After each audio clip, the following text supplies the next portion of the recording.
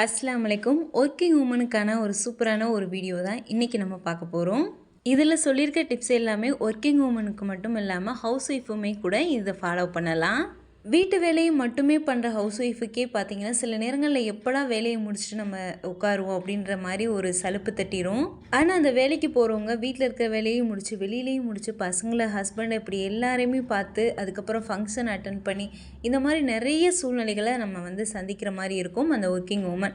அந்த மாதிரி சூழ்நிலைகளை எப்படி ஈஸியாக ஹேண்டில் பண்ணுறதுன்றது தான் நம்ம பார்க்க போகிறோம். வாரம் முழுக்க வேலை செஞ்சு அந்த வாரத்தில் ஒரு நாள் லீவ் கிடைச்சாலும் அந்த லீவில் இந்த வாரம் முழுக்க பெண்டிங் வச்சுருந்த வேலையை தான் பார்க்க தோணும். ரெஸ்ட் எடுக்க மாட்டாங்க சில பேர்.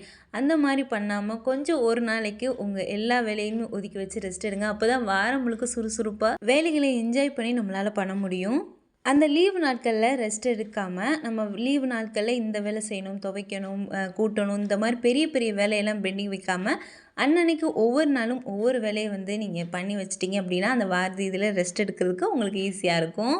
எனக்கு தெரிஞ்ச ஒரு அக்கா பேங்க்கில் ஒர்க் பண்ணுறாங்க. அவங்க ஹஸ்பண்ட் வந்து போலீஸாக இருக்கிறாங்க. இருந்தாலும் அவங்க 2 சின்ன பசங்களை ஹேண்டில் பண்ணுற மாதிரி இருக்கும். வயசான மாமியார், அதுக்கப்புறம் ஒரு முடியாத அம்மா, இந்த மாதிரி எல்லாரையுமே ஹேண்டில் பண்ணுற மாதிரி சுச்சுவேஷன் அவங்களுக்கு. அதனால் வீட்லேயும் பயங்கர வேலை. அந்த பேங்க்கு ஒர்க்குனா எந்தளவுக்கு வேலை நம்மளுக்கு தெரியும் இல்லையா? அந்தளவுக்கு வேலை பார்த்தாலும் வீட்டில் ரொம்ப ஹெவியான சமையல். ஒரு 2 பொரியல் இல்லை, 4-5 பொரியல், 4-5 கூட்டு, 4-5 சட்னி தான்.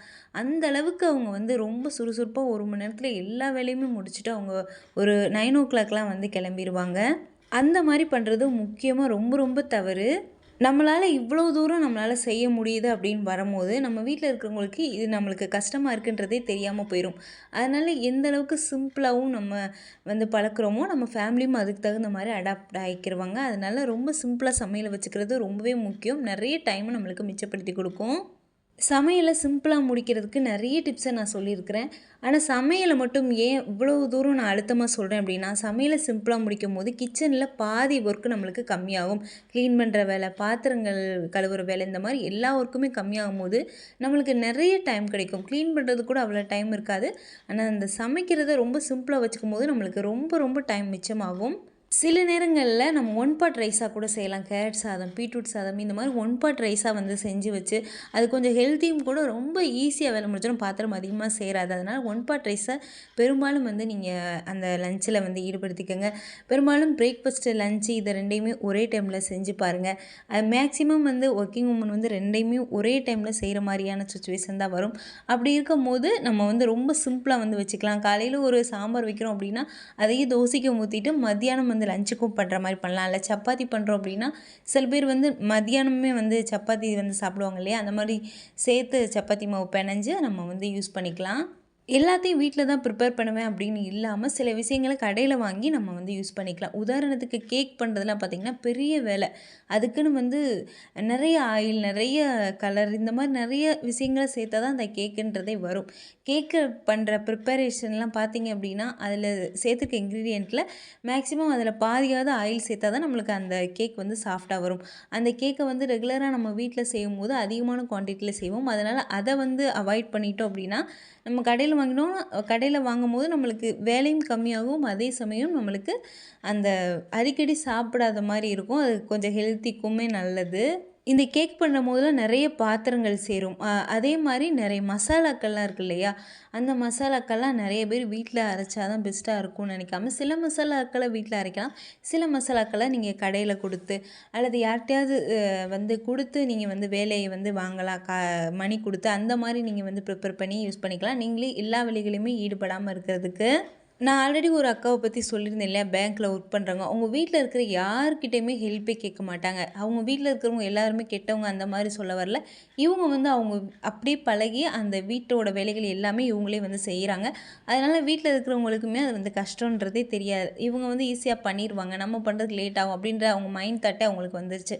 அதனால் பார்த்திங்கன்னா நம்ம இது கஷ்டம் அப்படின்னு சொல்லி வீட்டில் இருக்கிறவங்களுக்கு புரிய வைக்கும் போது அவங்களுக்கு புரியும். அதனால் வீட்டில் இருக்கிறவங்கக்கிட்ட கண்டிப்பாக ஹெல்ப் கேளுங்க.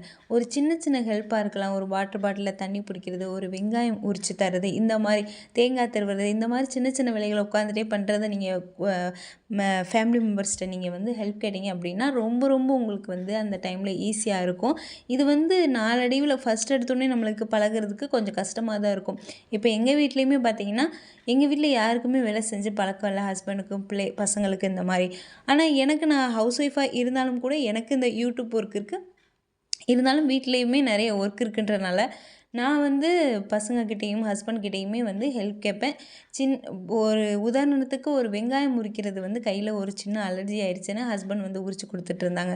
அதுக்கப்புறம் பார்த்தீங்கன்னா, அந்த உரித்து கொடுக்குறதுனால எனக்கு அவ்வளோ டைம் சேவிங்காக இருந்துச்சு. நிறைய வேலைகள் வந்து எனக்கு மிச்சமான மாதிரி இருந்துச்சு. அதுலேருந்து அவங்களே வந்து இப்போ எனக்கு அந்த அலர்ஜிலாம் சரியானாலும் அந்த ஒர்க்கை அவங்க வந்து பார்த்துக்குருவாங்க. சம்டைம்ஸ் வந்து அவங்களே வந்து கேட்பாங்க, இந்த மாதிரி நான் உரிச்சு தரேன் அப்படின்னு சொல்லிட்டு. போன வாரம் கூட லேட் ஆயிடுச்சு சமையல் செய்கிறதுக்கு ரொம்ப. அப்போ நான் உரிச்சு தரேன், நீ சம அப்படின்னு சொல்லி சொன்னாங்க. இதெல்லாம் அவங்கள்ட்டேருந்து எதிர்பார்க்குறது ரொம்ப பெரிய விஷயம். ஆனால் நம்ம பழகும்போது எல்லாமே ஒரு நாளில் மாறாது. ஆனால் ஒரு நாளில் கண்டிப்பாக மாறுன்றதை நான் சொல்கிறேன். இந்த மாதிரி வேலை செஞ்சு பழகாதவங்களே இந்த மாதிரி சின்ன சின்ன ஹெல்ப் வந்து இது பண்ணி கொடுத்தா நம்மளுக்கு அவங்களுக்கு ஈஸியாக இருக்குன்றதை புரிய வரும்போது நம்ம ஏன் அதை வந்து பண்ணக்கூடாது? நம்ம கிச்சன், வீடு இந்த மாதிரி க்ளீன் பண்ணுற வேலைக்கு போனாலும் சரி, வீட்டில் இருந்தாலும் சரி, அந்த வேலையை நம்ம தவிர்க்க முடியாது. க்ளீன் பண்ணும்போது ரொம்ப ரொம்ப சிம்பிளாக வச்சுக்கோங்க. எல்லாத்தையுமே 2, 3 தடவை துடைக்கணும். வாரத்தில் இத்தனை தடவை துடைக்கணும், இத்தனை தடவை மாப் பண்ணணும், இத்தனை தடவை ஒட்டறை அடிக்கணும், இத்தனை தடவை கூட்டி விடணும் அப்படின்னு எந்த அவசியமே இல்லை. நான் வந்து என்னோடய க்ளீனிங்லேயே சொல்லியிருந்தேன் இல்லையா, லைட்டாக வந்து மாப் பண்ணுவேன். இந்த தரைக்கு இந்த அளவுக்கு க்ளீன் பண்ணால் போதும்.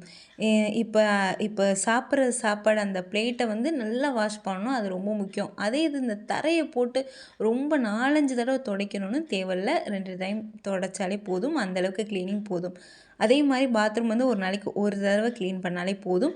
இது வந்து நிறைய பேர் வந்து ரொம்ப க்ளீனாக இருக்கும்னு நினச்சிட்டு அதிகமாக வேலையை ஈடுபடுத்திக்கிட்டு பாத்ரூமை கழுவுறது, அடிக்கடி கழுவிக்கிட்டே இருக்கிறது, அடிக்கடி வீடை மாப் பண்ணிக்கிட்டே இருக்கிறது, சின்னதாக ஒரு தூசி விழுந்தாலையுமே அதை அக்செப்ட் பண்ணிக்கிறாம வீடு இருந்தால் அப்படி தானே ஆகும் அப்படின்னு நினைக்காம உடனே கூட்டி கழுவி தொடச்சி இது பண்ணுறது, திருப்பி வந்து அது வந்து அழுக்கானோன்னா அவங்களுக்கு மனசு ரொம்ப கஷ்டமாயிரும். இதனால் இந்த கோவத்தை மற்றவங்ககிட்ட காமிக்கிற மாதிரி ஆயிரும்.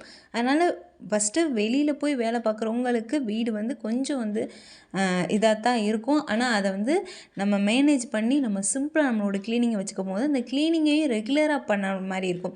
இப்போ க்ளீனிங்குன்னு வந்து நம்ம அவாய்ட் பண்ணி கொஞ்சம் நேரம் கழிச்சு பண்ணலாம் அப்படின்ற மாதிரி வராது. ஏன்னா நம்ம சிம்பிளாக க்ளீனிங்கை வச்சுக்கும் போது நம்ம வந்து அதை தள்ளி போடாமல் நம்ம உடனே வந்து செஞ்சுருவோம்.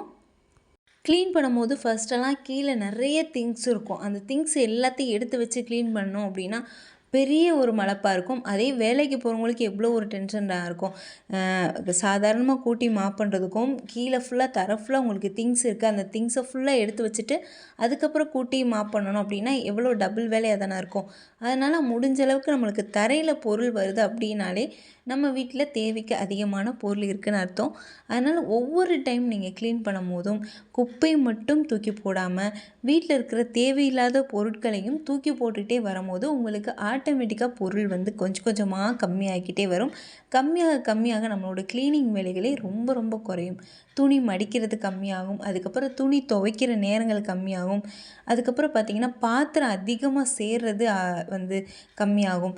இந்த மாதிரி எல்லா வேலைகளையுமே நம்ம பொருளை கம்மியாக வச்சுக்கும் போது தேவையில்லாத பொருளை டீக்ளட்டரிங் பண்ணும்போது ஆட்டோமேட்டிக்காக நம்மளுக்கு வேலை குறையும்.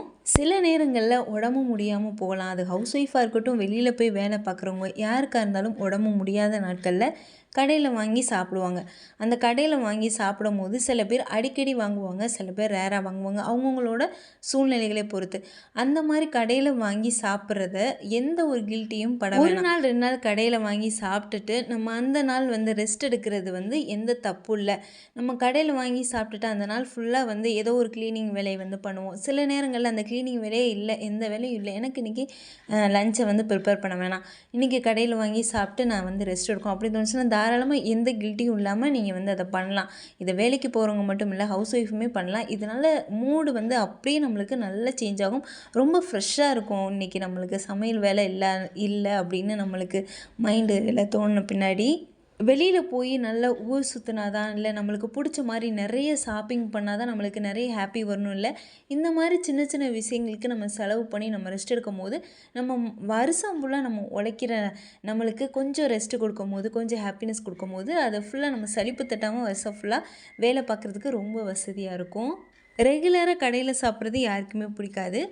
ஆனால் ரேராக ஒரு கடையில் சாப்பிட்றதோ அல்லது கடையில் ஒரு மசாலா வாங்கி நம்ம சிம்பிளாக சமையல் முடிக்கிறதோ ஒரு தப்பே இல்லை. நீங்கள் இந்த கடையில் அதிகமாக வாங்குறத கொஞ்சம் கம்மி பண்ணணும் அப்படின்னு நினச்சிங்கன்னா சமையலை ரொம்ப சிம்பிளாக வச்சு பாருங்கள். கடையில் வாங்குகிற தேவை ரொம்ப கம்மியாயிரும்.